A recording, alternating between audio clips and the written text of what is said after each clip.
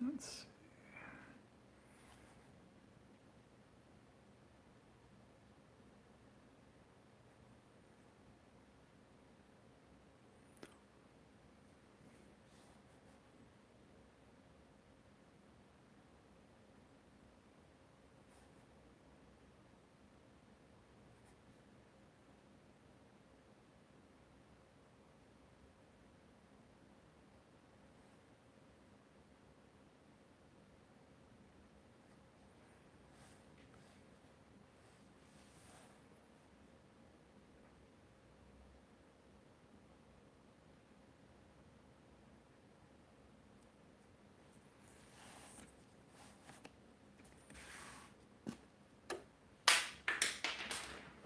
whoopsie.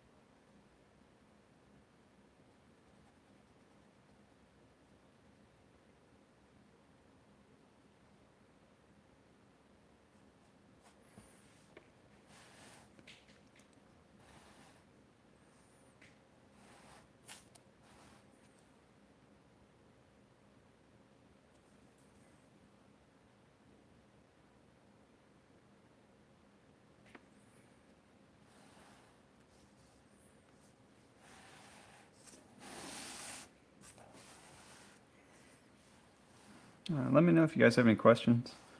I've got 2 screens going, so I think I should be able to read. Oh, okay, yeah, I can read. Do you use reference for your pieces? Yeah, I do. I've actually got, if you can see that over there, on my computer, I've got a bunch of, Batman the Animated Series pictures. Let me try and get that right. Yep, plenty reference. I use reference for pretty much everything. I mean, I can draw stuff out of my head, but if I'm going for a particular look, there's no other way for me to do it. Once I've gotten comfortable with a particular subject matter, then I don't need as much reference. If I drew Mr. Freeze again, I may not need as much reference.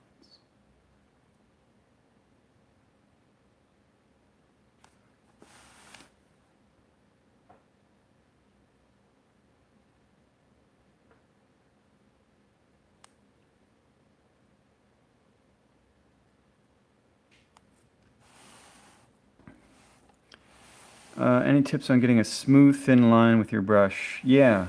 Let me show you on a scrap piece of paper.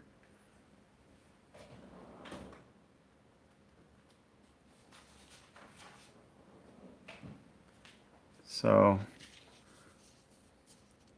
when I'm inking, if I want a smooth, thin line, I'm kind of locking my hand in place, and I'm not using my fingers, I'm using my whole arm. So I lock it in at a certain elevation and a certain angle, and then you can see my wrist, my fingers, they're not moving, it's just my arm. So, this is probably one of the hardest things to do. And it's tough to go around. I mean, basically with brushes, you always want to be pulling, so it's tough to do a circle. It's possible, but that's usually when it's a good idea to turn the paper. But, the main thing is you lock in your hand, and the faster you do it, the easier it is.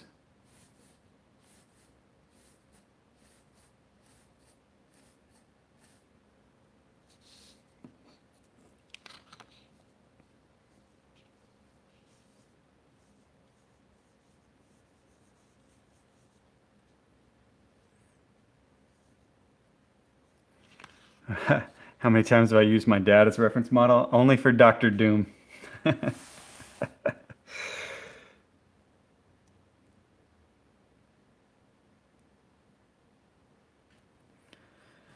All right, so for this one, I'm actually only going to ink part of it, and then some of the background. I want to get that animated look, so a painted background with cell animation floating above it.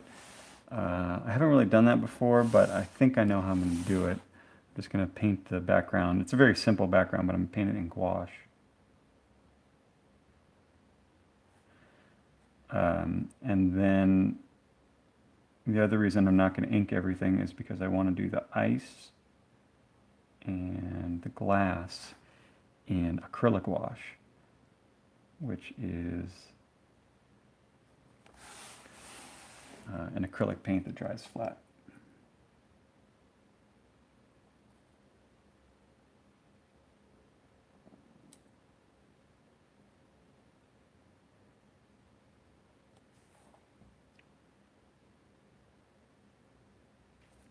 Yeah, I can't get this line. Sometimes I actually don't like inking on this paper because it's a watercolor block. And so when I get to the edges, my hand has to hang off of the block, and it's not very comfortable. It's much easier to have a completely flat surface to ink on. But enough excuses.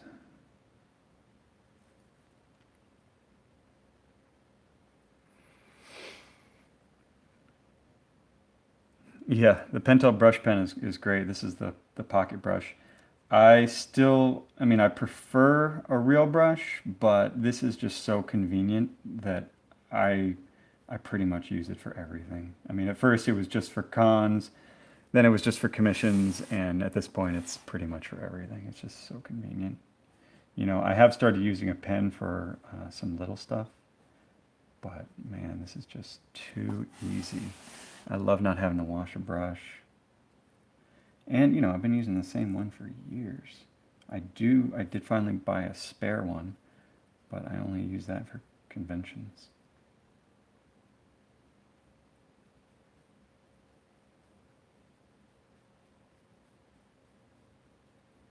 You know, like that part would have been a lot easier with a big brush. You know, I had to make multiple strokes. But the fact that I don't have to wash it afterwards keeps me coming back. All right, one more long, thin line.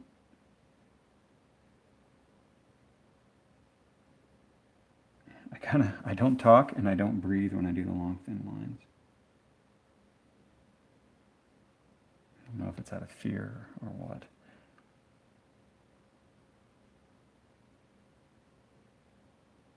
Or if it's actually necessary.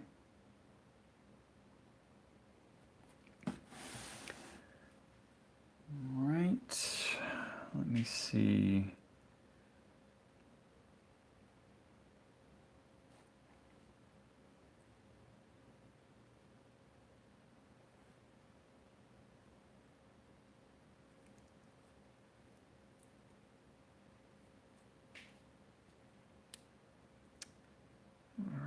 I think that's everything that I'm going to ink, so I'm going to go ahead and start painting.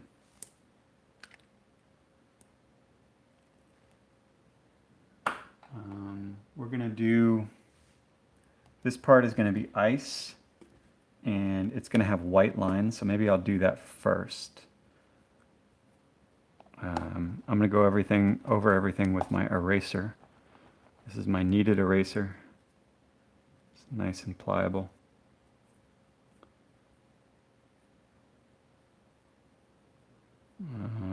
Red Hood. Sorry, I don't, is that Russian? Is it the Cyrillic alphabet? I don't know. You could be saying bad things about me and I wouldn't know. But that's okay, you can say bad things about me.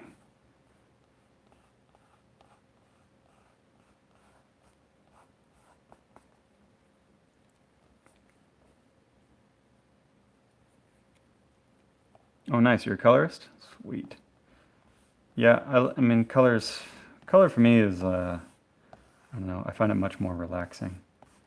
You know, inking, it's kind of mindless, but it still requires a lot of concentration. And if I do too much inking, my hand will fatigue. Even with too much penciling sometimes, if the penciling is too tight, my hand will get tired. But color, using a brush, it's all pretty loose, pretty relaxing.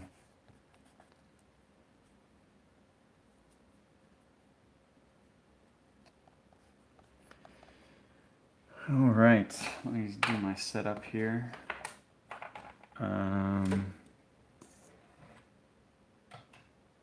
This is, you know, the brush washer. I have a little wire that goes across here that allows me to squeegee out any extra water. And then I won't be using the palette knife today, but I always keep it there for when I'm doing gouache. Today's brushes are my usual ones. It's Silver Brush Black Velvet. They're, you know, fairly cheap.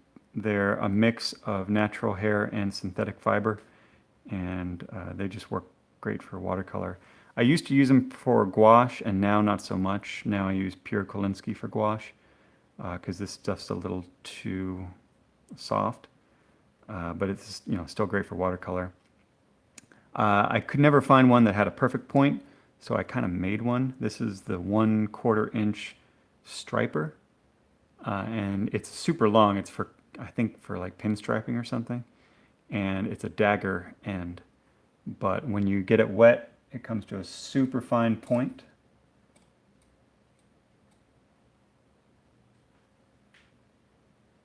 A super fine point, and it has an angle on it. And what I did is I just added electrical tape to extend the ferrule. All right.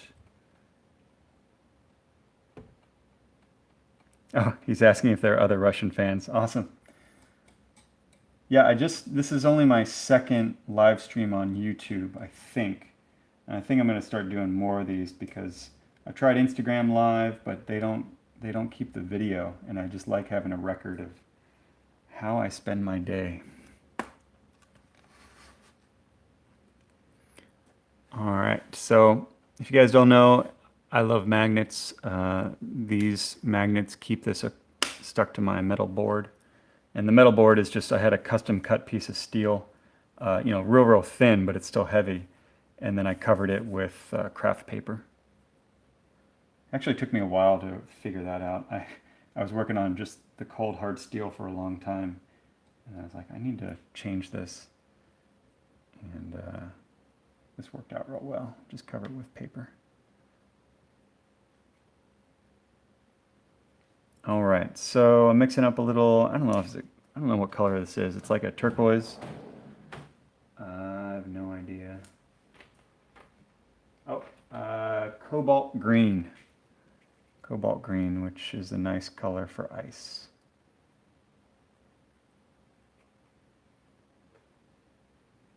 Maybe I'll get a little bit of blue in there.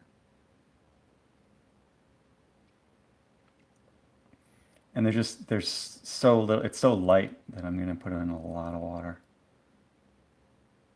And then I got a little test strip up here to see how things will look. Looks pretty good. You know, this is more wet than I usually work, but it's because the color is supposed to be so light. It's supposed to be ice. It's supposed to kind of look transparent. And so I'm using a lot of water.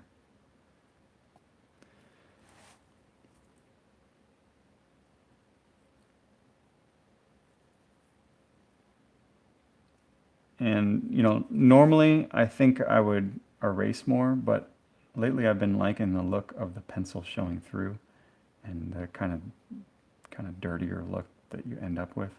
I don't know why, it's just a matter of taste. Or you call it laziness.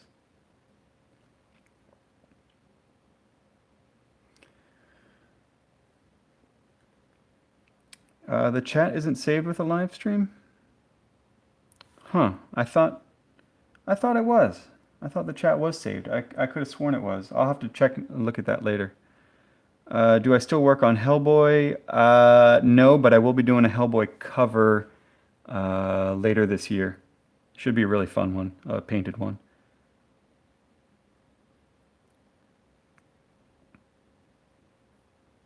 All right, so I think that part's done. I'll do his helmet.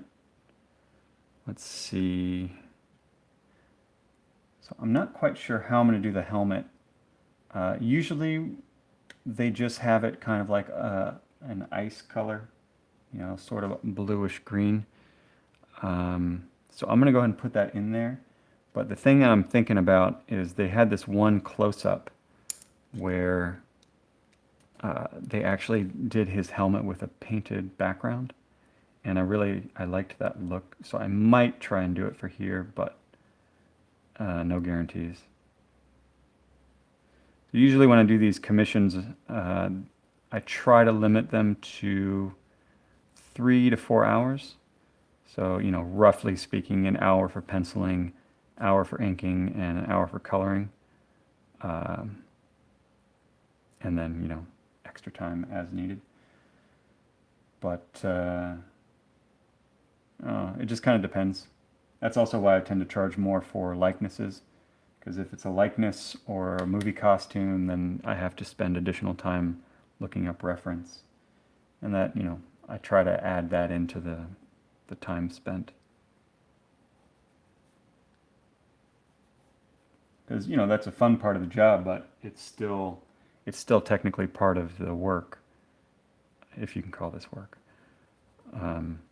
So you should try to account for it when you're planning your day.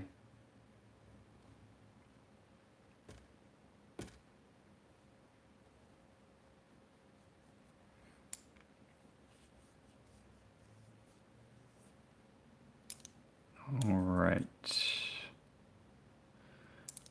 Maybe let's go ahead and give him, well, let's paint his face.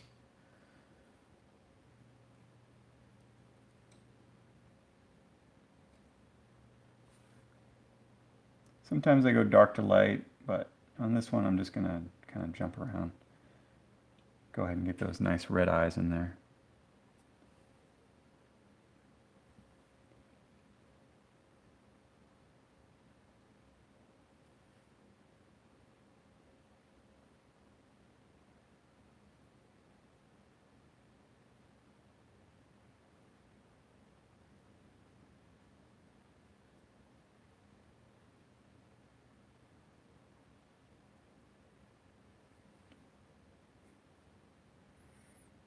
And sometimes if my red isn't popping enough, then I'll go back over it with some orange. And that actually makes it look warmer, like a warmer, brighter red, especially for like a glowing red, like we want here. So I'll go up to my orange. I don't know what kind of orange it is. Just experiment, see what you like.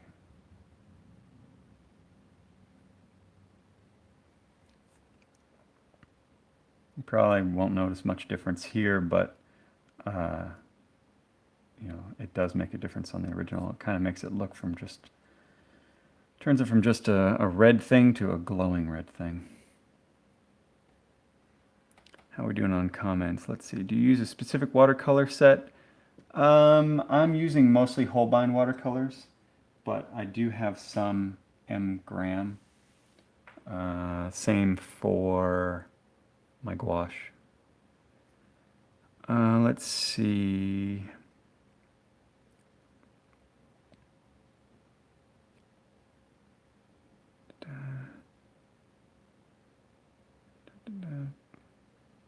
Okay, chat is now saved. Nice.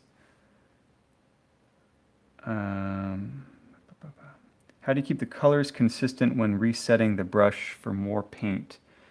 It's tough.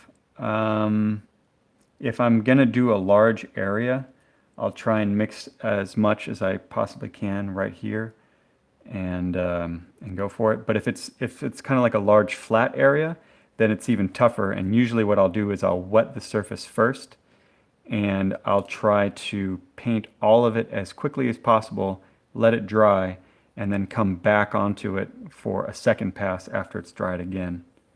Because watercolor is kind of notorious for being tough like that. Lately, what I've been doing is actually trying to use the watercolor in the way, like, use its bugs as features and go for more of a style. Here, I'll show you. So I just finished this commission. You know, it's just a flat background, but I left in a lot of the strokes just because I wanted to look, you know, more handmade than I usually do. But that's actually one reason gouache is great, because gouache is great for keeping, you know, a consistent color across a large area, you know, as long as you mix it up first. All right, let's see here. I'm gonna go ahead and do his face shadow. So I'm gonna use some Payne's Gray, which is kind of like a dark blue. And I'm gonna kind of cut it with some warmer colors.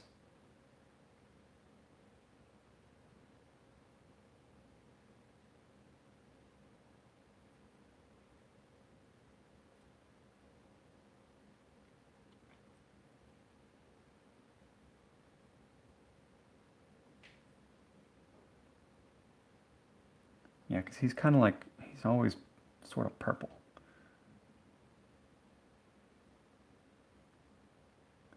And the other thing is, to keep the colors consistent, is I tend to pick an area that is self-contained. So I knew that this little area on his neck, I wouldn't have to do anything special to it. I could just fill it all in and then move to the next spot. So it gets tough when you're doing a background where it's a large area. You really have to plan with watercolor how you're going to attack it.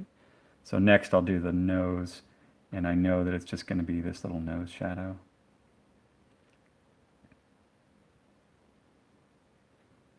And I'm going for that animation style, so I'm keeping things pretty simple, and also fairly stark between light and dark, which is actually easier to do. That's one reason they do it that way for animation. All right, now here is the biggest area. I'm going to start up here. Actually, maybe his chin's the biggest area.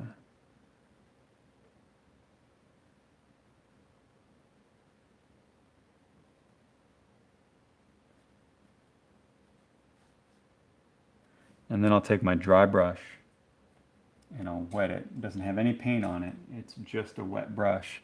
And I'll go back and kind of ease this transition ever so slightly.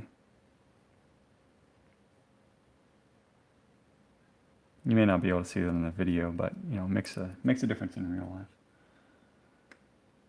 which is my favorite life.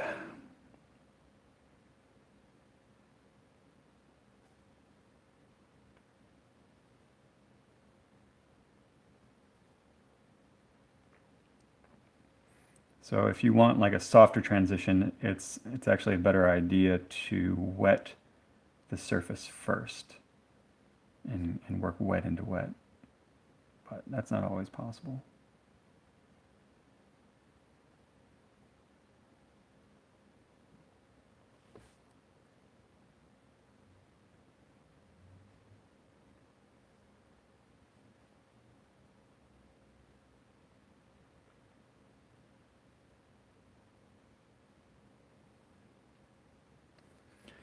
All right, I'll let that dry.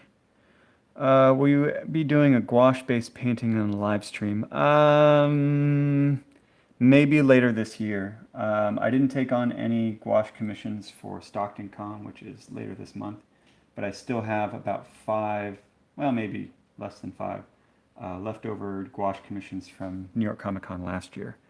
So I do need to get those done. The tough thing with gouache is, these take about 3 to 4 hours. The gouache ones take about twice that.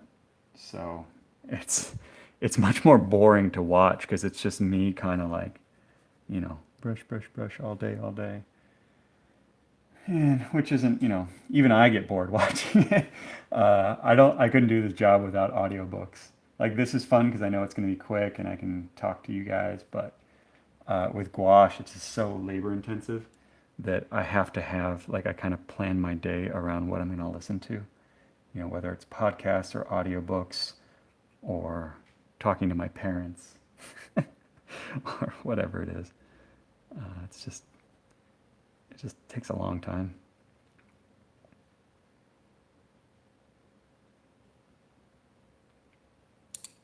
All right, we're going to ease that transition with a wet brush. And so I'm just using straight Payne's Gray here, which is kind of my go-to cool color, cool shadow color. If it were warm color, I would use like burnt umber. But this is Mr. Freeze we're talking about here, so everything's got to stay cool. All right, where else are there shadows? Let's do these guys.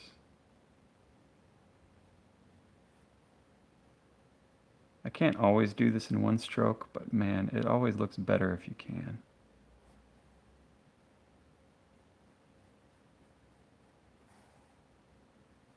Sometimes I'll fake it, Like I'll put down a stroke, realize it doesn't work, and then hopefully figure things out and try it again.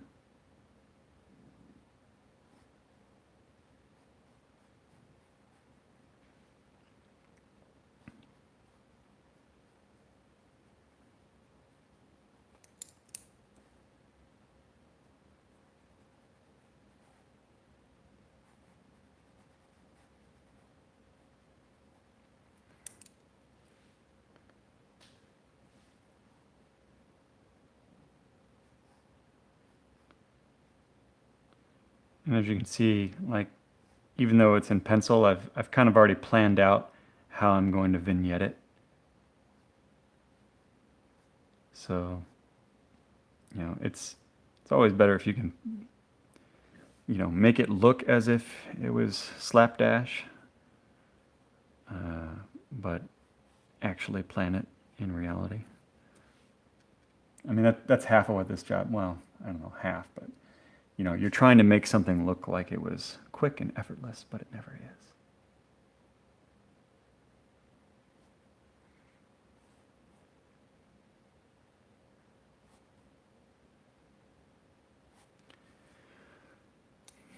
Let's see, some questions. Have you ever been in the far stages of painting and had an accidental smear or smudge? Yeah, it happens a lot.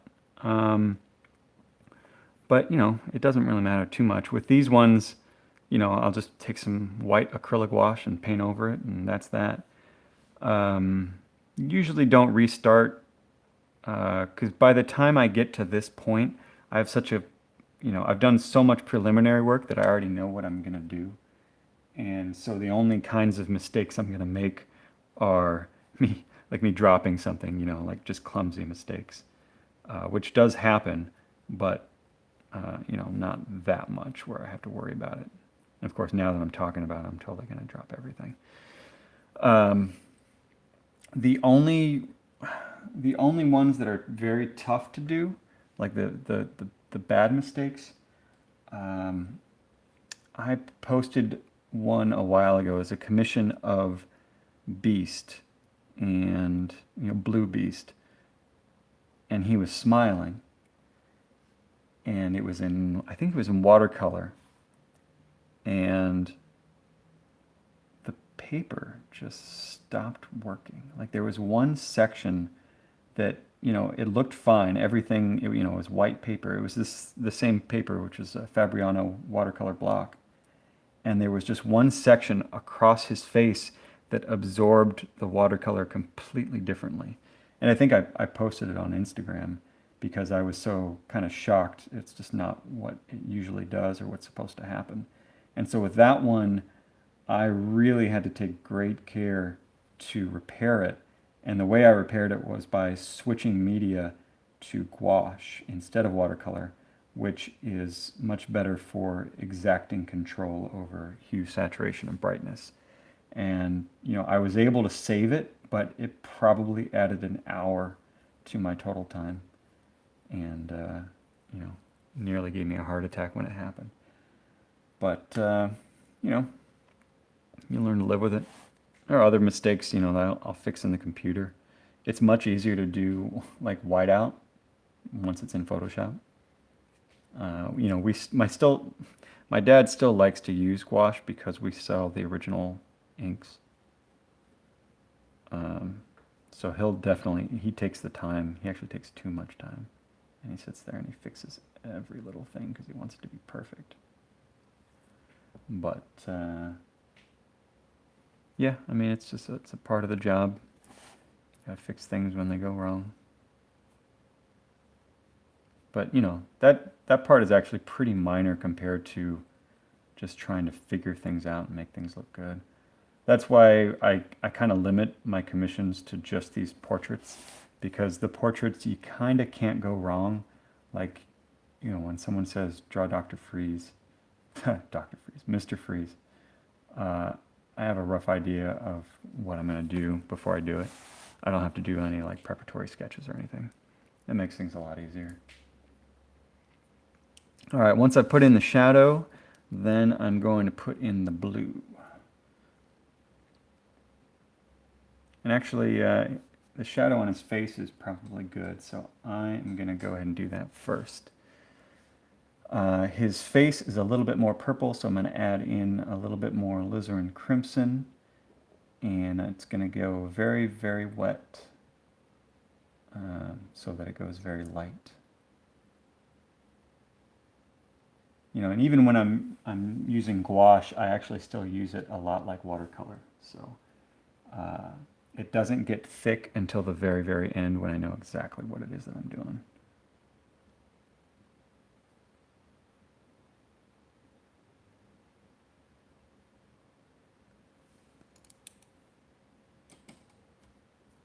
So I've got a little bit of pooling on the nose, so I'm going to move that around. That's why I always keep a clean, wet brush, or dry, as the case may be, in order to push the watercolor around as needed. Because it's rare that I get it right on the first stroke.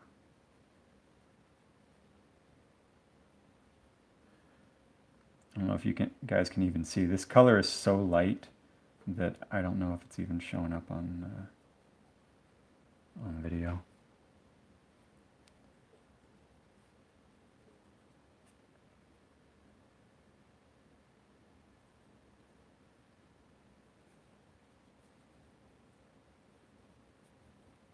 And because I'm going for this animated style, it needs to stay pretty flat. So I'm really working to not let the watercolor pool or get too dark or too light in any spot. I might go back and model it a little bit, but part of what makes the animated style look so good is because it's so flat. Every once in a while, if I'm feeling fancy, I'll try and do, a subtle glow, but it's tough to do.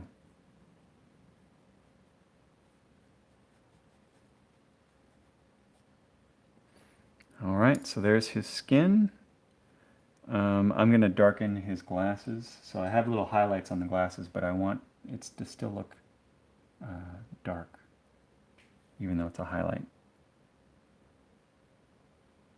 That's too dark, so I use my finger to pick some of it up.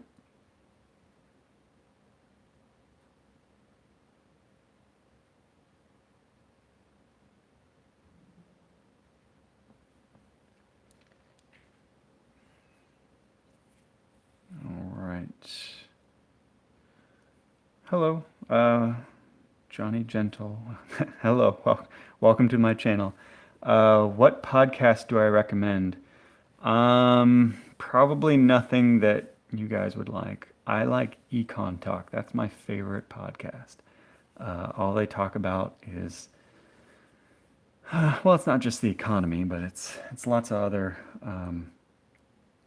intellectual pursuits that have something to do with the economy, but also business and philosophy and all kinds of other stuff. Other podcasts I like, I haven't listened to it in a while, but Baby Geniuses is always fun.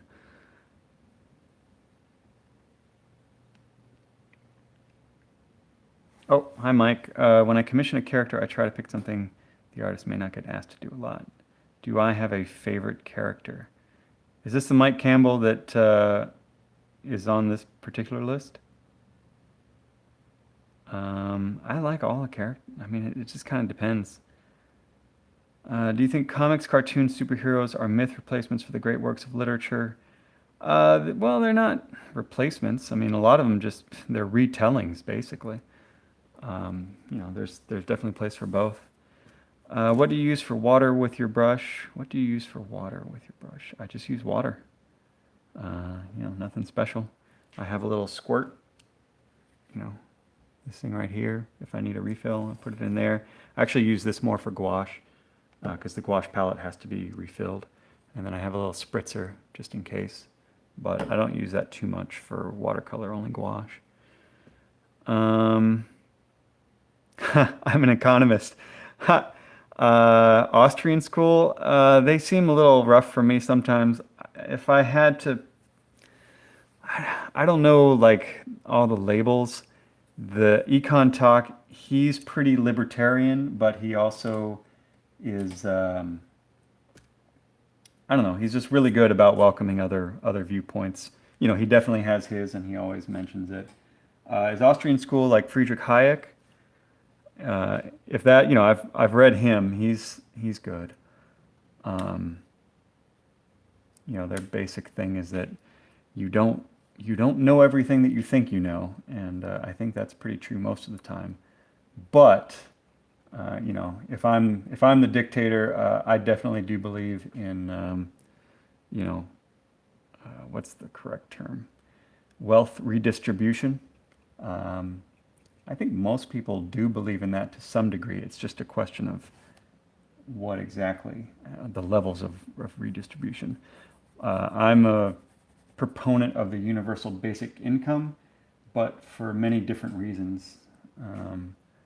I think part of it's just for social justice, but also because I think that it would be cheaper than what we're doing now, because a lot of the programs and whatnot, not everything manages to, work the way that it's intended, which can be tough. And the other reason for universal basic income is because part of the reason that, I live a comfortable life is because I float upon a cushion of cash. And, I may have made some of that cash myself, but I didn't make all of it. And there are certain, aspects of my life that made it possible for me to earn that cash. And so, you know, part of what allows you to negotiate a living wage is the ability to say no. And there are lots of people out there who are not in a position to say no because they are in desperate circumstances. So that's one reason I'm a proponent of the universal basic income. But that's not to say that it will solve everything. You're still going to have lots of problems because that's just what we humans are good at. But we're also good at solving them. Just depends what the problem is. But I digress. Let's see. How do you paint larger backgrounds using watercolor gouache? It's tough. It's trying to think. I'll show you guys. This is a recent one. So these were Black Panther covers, and so this background right here.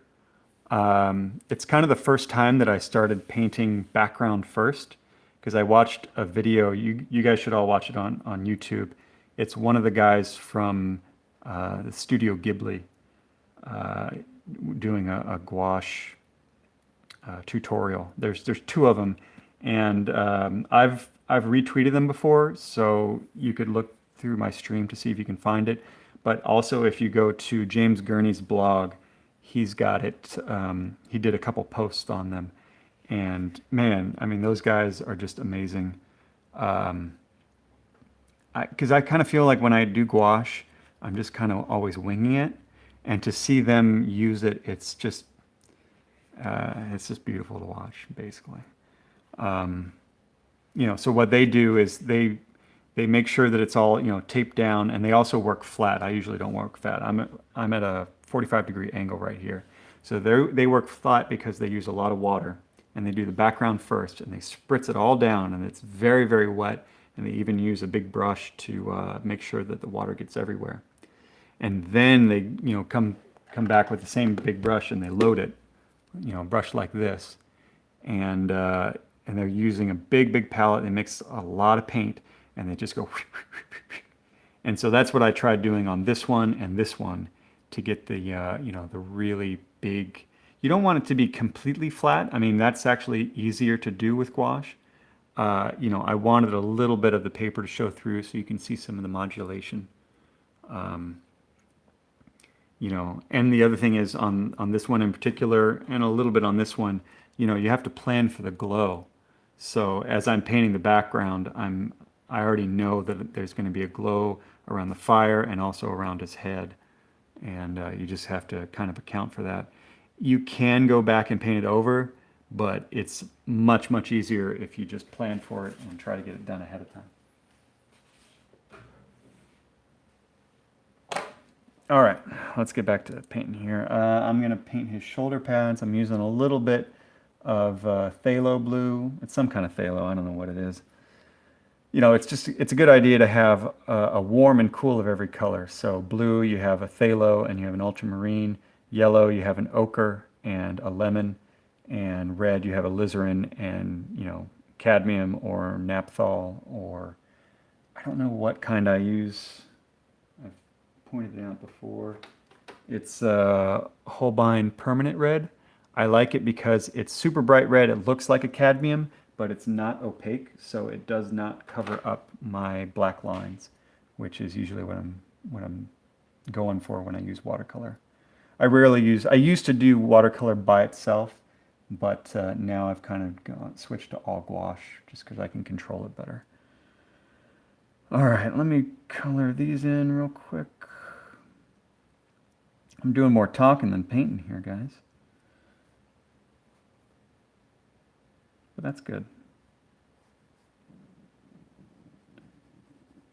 I don't know if I'm going to get to the background because I only wanted to paint for about an hour, hour and a half. And because I don't quite know what I'm going to do with the background. I want it to be that animation style, which means I should probably use gouache, but I still haven't figured out exactly how I'm going to do it. But I know how to do this part, so.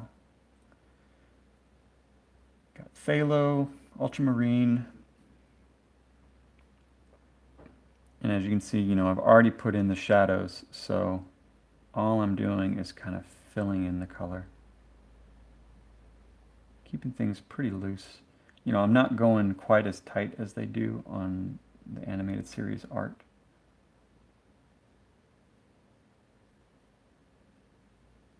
But, I'm still trying to stay within the lines. Always a good skill to have. But fun to break every once in a while. I was just looking at some Mobius art, and, it was a beautiful drawing, and the watercolor is just like going all over the place, not really staying in the lines, and it still looks just absolutely magnificent.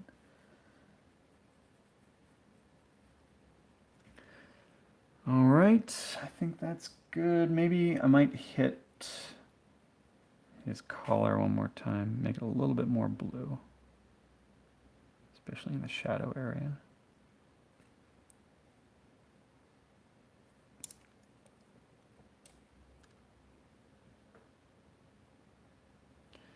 All right, the highlights, I'm going to make very, very light aqua, just a very slight dusting.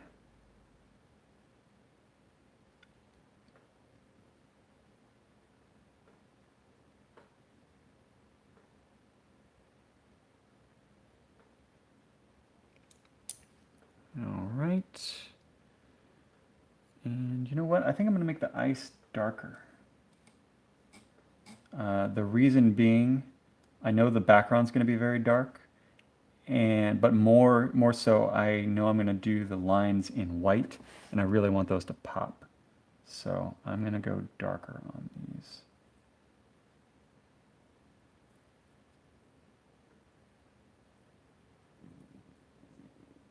I don't know if you guys can hear that, but that's my stomach. I think I'm hungry. I guess I did not eat breakfast today. But I had coffee, so that's all I need.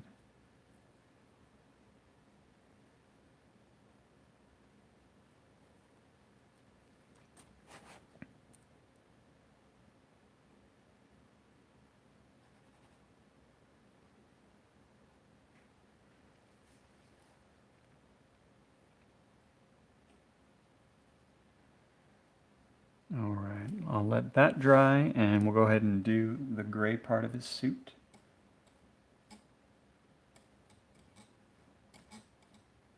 So if you guys can see how I'm doing this, so I get it wet and then I squeegee it out. I put this on my blog before. It's just a piece of wire that has a little dip in it. You can squeeze out all the excess water. And then if you need to, I've got a paper towel to get the rest out, but that does the trick. All right, I need gray, and for gray, I'm just going to use straight up black. Maybe bring in a little bit of blue, but it needs to contrast with the blue of his suit, so it's going to be a pretty neutral gray. I guess I'll do this section. It's a big section, so I'm going to keep it pretty wet. You can see it kind of flying around there.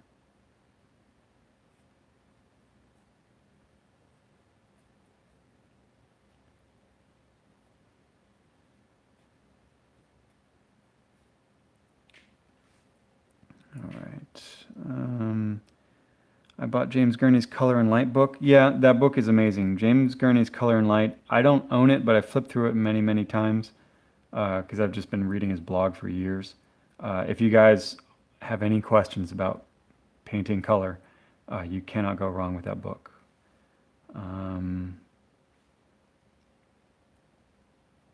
Let's see. Talking is the most important thing in art streams. Hell yeah. And political rants. Yeah, you won't find me doing many political rants. I mean, if people ask, I'll say, but I try and stay away from most of that stuff. One, because I'm just not qualified to talk about it. If you ask me about watercolor, I got you. But anything else, I just don't know enough. Do you find coloring traditionally slower than digital? I don't know. Digital is faster for changing things. So what I do with digital is I send it to my flatter, and he sends it back with everything already divided, and I just, paint bucket every color in there. So that part's faster. But as far as creating a finished piece, it might be a little bit faster. It's definitely easier to do gradients and glows. Have you tried painting digitally with watercolor effects? Yes. I've been doing that a lot lately. I just have a layer in my template that just goes straight to, it just makes everything look like watercolor. It's not quite the same, but it's good enough. Yeah. All right, let's go ahead and do this part.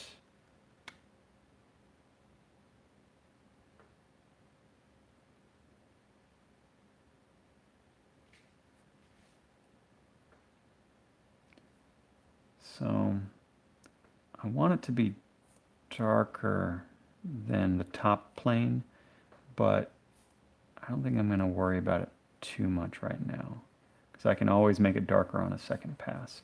Really what I want is to get the vignette right and leave space for this highlight right here.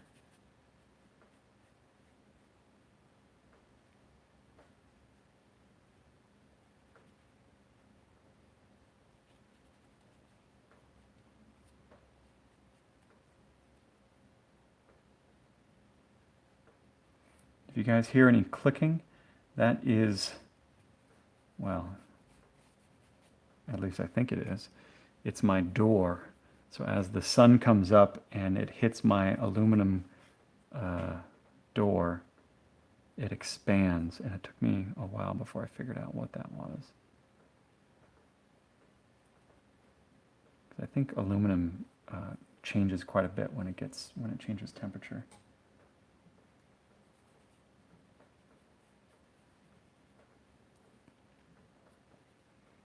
All right, got that section. Now the next section.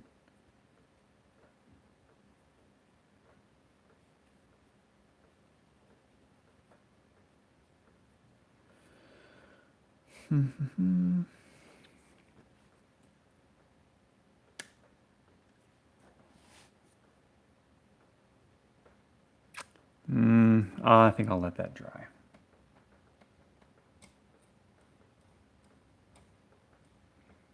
All right, let's do some acrylic wash. All right, so acrylic wash looks like this. It's acrylic paint, but it dries matte and works really well as, I use it for whiteout on my inking. And it's just great to have around. I have a full set, all the colors, because I used to paint everything in acrylic wash. But now I use it mostly for special effects, when I want a colored line on a commission instead of a black line. Oh, just got a new email. I can't let you guys see this.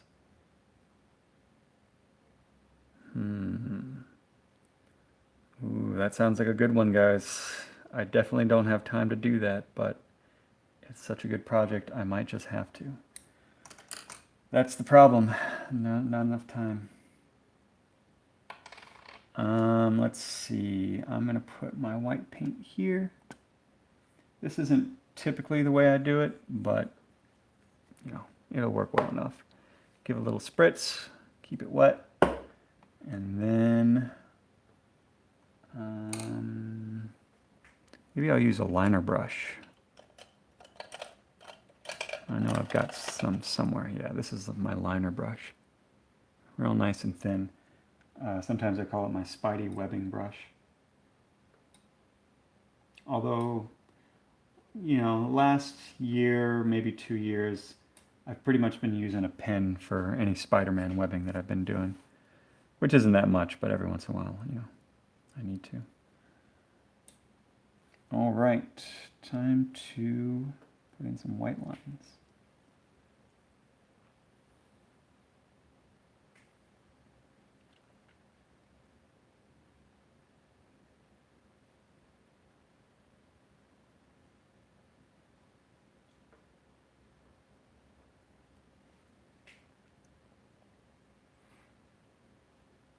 So you guys can see why I wanted to go darker, because if it were any lighter than this, this would barely show up.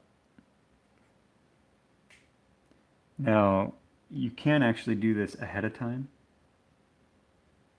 because it will resist the watercolor.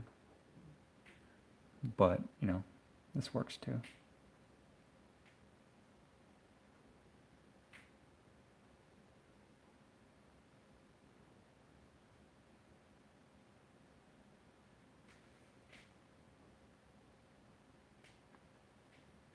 Might have to hit this line again.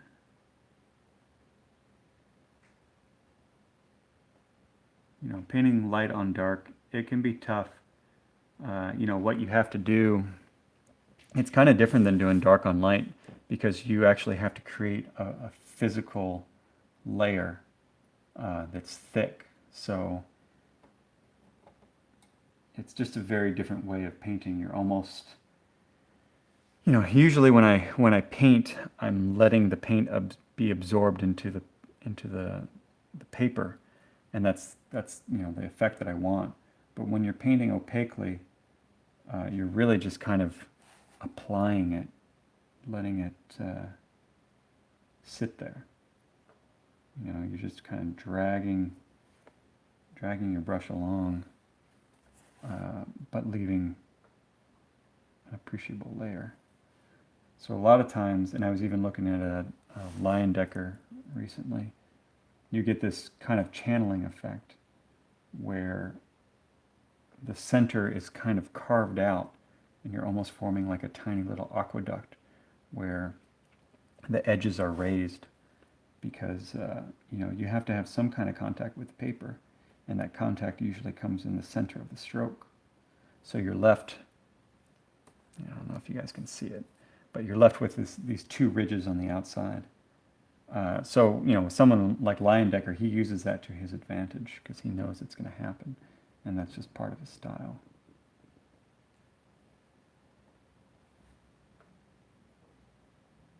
The other thing is, the longer this acrylic paint stays out, the easier it'll be to make it opaque.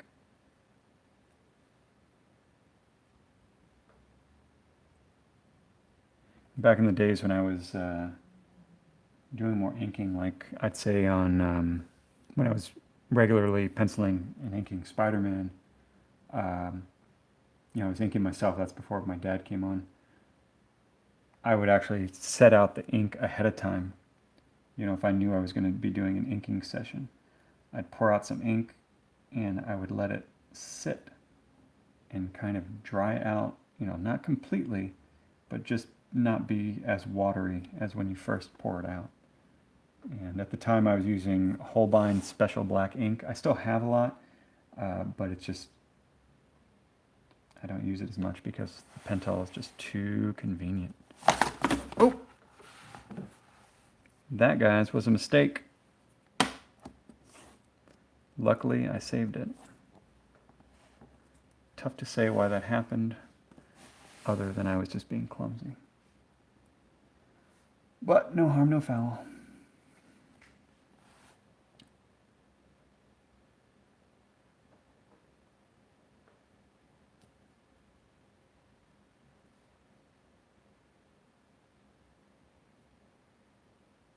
That's part of the adventure of doing this live.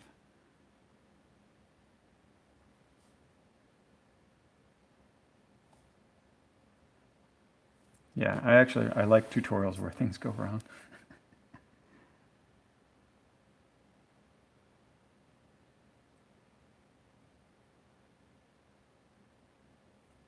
Yeah, see like that.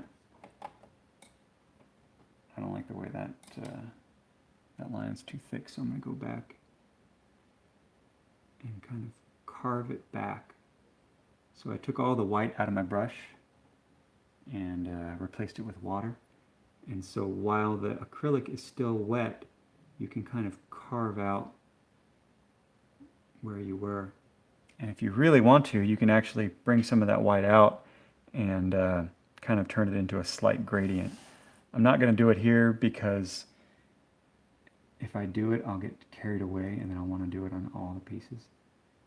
And I might do it at the end. We'll see. Give this another spritz.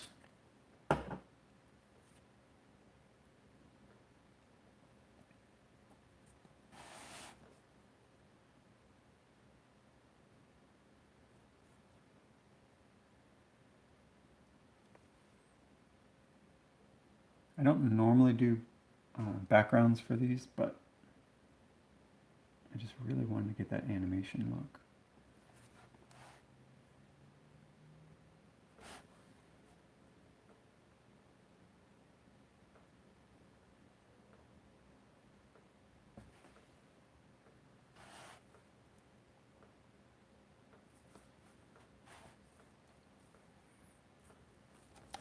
I'm getting to that part where I'm like, my hand wants to be level with the paper, but it can't because it's on a watercolor block.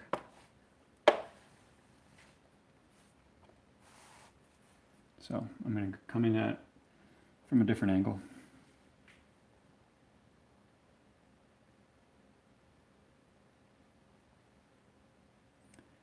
But this is when you got to be careful. After every stroke, I got to check my hand, make sure there's nothing on the bottom. Because that's actually what happens if I make a mistake. That's the most common one. Doesn't happen that often, because I'm generally pretty good about it. But every once in a while, you'll do something different, and you'll kind of forget where you're at.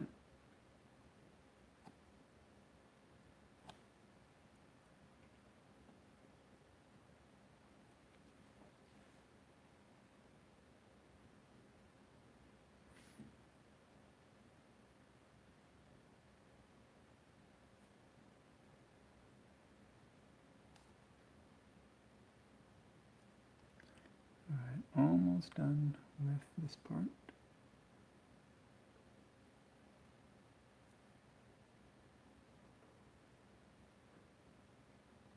And then I'll see if I can answer some more questions.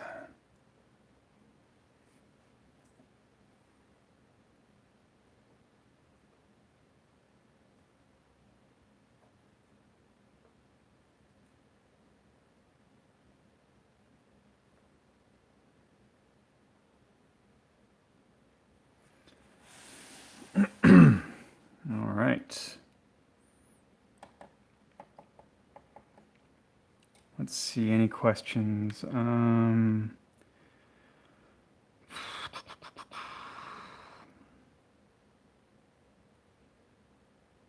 Have you heard of Red Rooster? Yeah, Mitch and Elizabeth. Yeah, I've known them for a long time.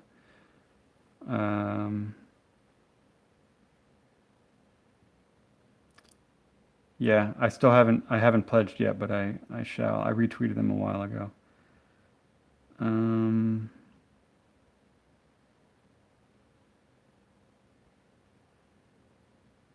Do you use a maul stick? Yeah, sometimes. It kind of depends. I've got one right here, and so I can use it two ways.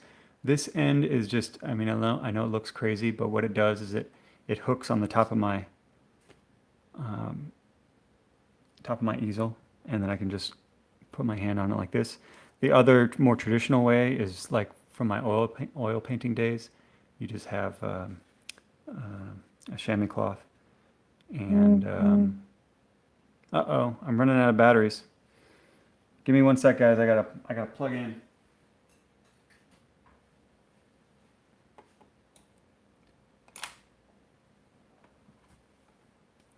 That's the thing about the live streams, is it uses a lot more juice than usual. All right, let me plug this in. All right, we're back in business. Will you ever create a passion project yourself? I would like to, but I've been saying that for a long time. I don't know when it's going to happen. I've had offers, people want to publish it, but I haven't had the time. And I keep getting other offers. Sorry about that, guys. I don't know why it cut out.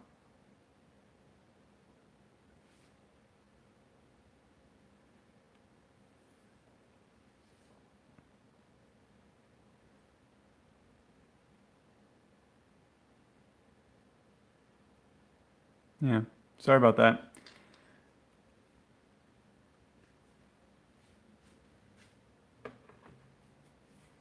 All right. I think maybe we should stop. Let me put down one coat of dark background, and then we'll call it a day. Okay. Because with gouache, I need to set up my easel in a different way. So let's put some dark in there just to get things going.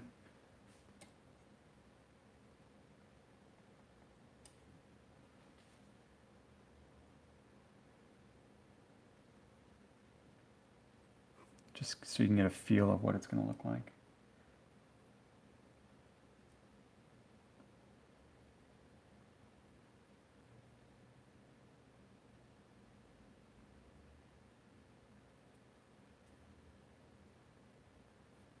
We'll just do this one section and then we'll call it quits.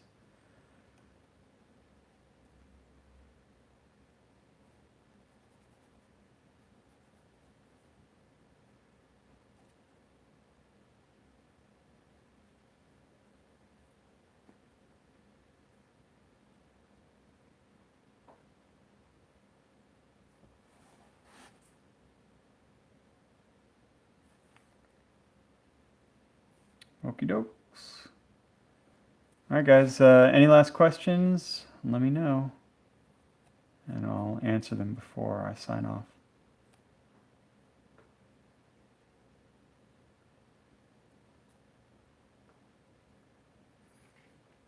I'll probably end up going darker than this, but I just wanted to get a feel for it and show you guys like where this is headed before we part ways.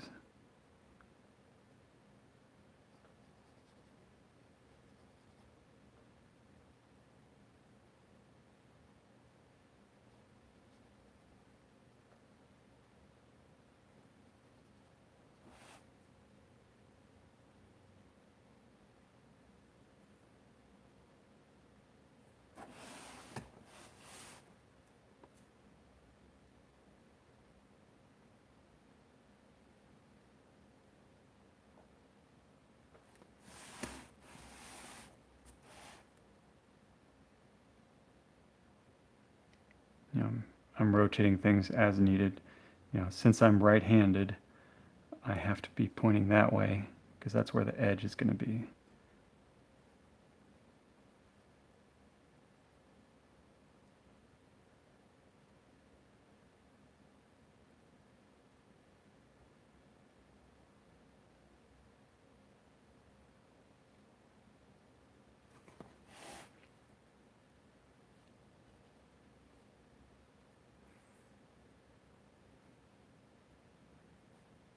All right, I think that's going to do it. at least for now. Like I said, I'm going to do the background in gouache, and then once that's done, I'll post it, and you guys can see, because it won't have that animated look until this looks sort of almost airbrushed. I'm not actually going to airbrush it, but if it looks painted enough, I think it'll pop. And also, I think, well, I don't know how I'm going to do the helmet yet. I may not have time, but we'll see how it goes. All right. All right. Any last questions? Let's see. Have I ever used casein paint? I have not, but I know James Gurney loves it. I have a feeling it's kind of like the best of both worlds between gouache and acrylic. But yeah, I've never used it, so I don't know. Could you do a digital piece with watercolor effects? Oh yeah, I use Kyle T. Webster's brushes on Photoshop, and works great. It's usually just a layer that I add on to things, but every once in a while I'll go in and I'll render things with the actual brush. Was my little one happy with her birthday art? Almost. She wanted to be Batman, not Batgirl, and she asked me not to include her hair, and I lied to her because it was a card for the three kids, and we had to distinguish between her and the little boy and the little girl, and so I had to include her hair, but she seemed okay with it.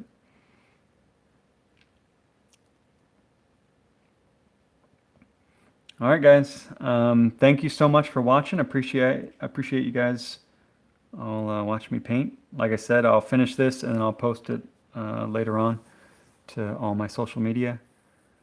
Other than that, my next convention will be in Stockton on August 18th and 19th, and that'll be my last convention for this year. Hopefully do a couple more next year. I will not be at New York Comic Con in October. But I'll be here working hard. Got a lot of cool stuff coming up. Some movie posters, hopefully, and at least one painted Hellboy cover, and then actually a bunch of Marvel covers. I think 3 a month until the end of the year. So keep your eyes out for that. A lot of fun stuff. Characters I haven't gotten to do in a while. So I hope you'll keep your eyes out for that. Thanks for watching. I appreciate you guys. Have fun. Enjoy the rest of your Thursday. Take care.